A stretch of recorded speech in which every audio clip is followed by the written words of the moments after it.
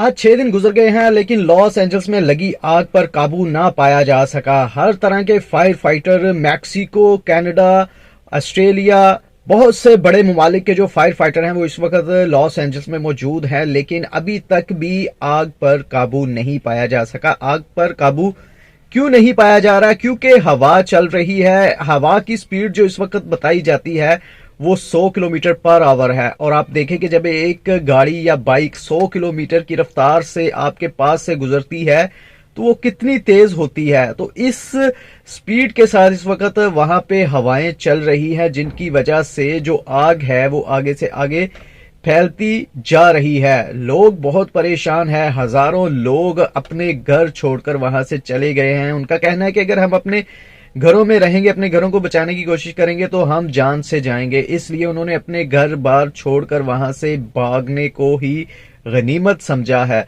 जितने भी वहां पे एक्ट्रेस रहते थे, आपको पता है कि जो लॉस एंजल्स है वहां पे हॉलीवुड के जो है बड़े बड़े एक्टर वहां पे रहते हैं, क्योंकि ये अमेरिका का सबसे महंगा तरीन शहर है। यहाँ पे बहुत सारे अमीर लोग, सेलिब्रिटीज रहते हैं जिनके पास बहुत सारा पैसा है, जिनके घर जो है वो अरबों खरबों रुपए के हैं। तो इस वक्त जो इतलात हैं इसके मुताबिक 37,000 एकड़ तक का जो रकबा है वो आग की लपेट में आ चुका है, और ये आग बढ़ती ही जा रही है। जो वहां के माहिरीन हैं, जो मौसम का हाल बताते हैं, उनका कहना है कि ये हवाएं इस हफ्ते इससे भी तेज होती जाएंगी।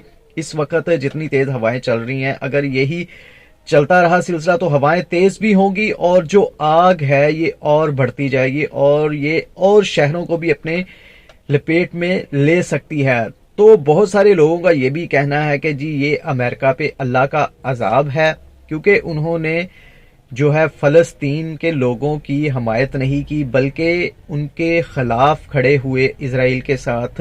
तो इसलिए ये इन पर जुल्म हुआ है। तो मेरे भाई, अगर हम देखें कि हमारे यहाँ जब जल्जले आते हैं या हमारे यहाँ जब सैलाब आते हैं तो इतना नुकसान होता है, तो फिर हमारे ऊपर क्या आता है? दुआ करें जो लोग मुश्किल में है, अल्लाह ताला उनकी मुश्किलात आसान करे, क्योंकि जब कोई बंदा मुसीबत में होता है या परेशान होता है तो उसके लिए सिर्फ दुआ ही की जा सकती है, ना कि उसके लिए बद्दुआ की जा सकती है। हम एज अ मुस्लिम, हमारे दीन ने हमें यही सिखाया है कि जब भी कोई मुस्लिम या कोई काफर या कोई भी इंसान जो मुश्किल में है तो उसके लिए दुआ की जाए कि वो इस मुश्किल से निकल सके, ना कि उसके लिए बद्दुआएं की जाए। और रही बात फलस्तीन और इजराइल की, हम इजराइल को नहीं मानते, लेकिन क्या हम फलस्तीन के लिए कुछ कर सके हैं? क्या हम एटमी मुल्क होने के बावजूद क्या हमने उनके लिए कोई आवाज उठाई है? क्या हमने उनकी खातर वहां जाकर लड़ाई की है? क्या किया है हमने उनके लिए? जरा हमें अपनी तरफ भी देखना चाहिए कि हमारी हुकूमतें, हमारे लोग क्या कर रहे हैं। कह देने से कुछ नहीं होता मेरे भाई। अपनी हुकूमत को मजबूर भी आप लोग कर सकते हैं कि उनके लिए खड़े हों, उनके लिए आवाज उठाएं।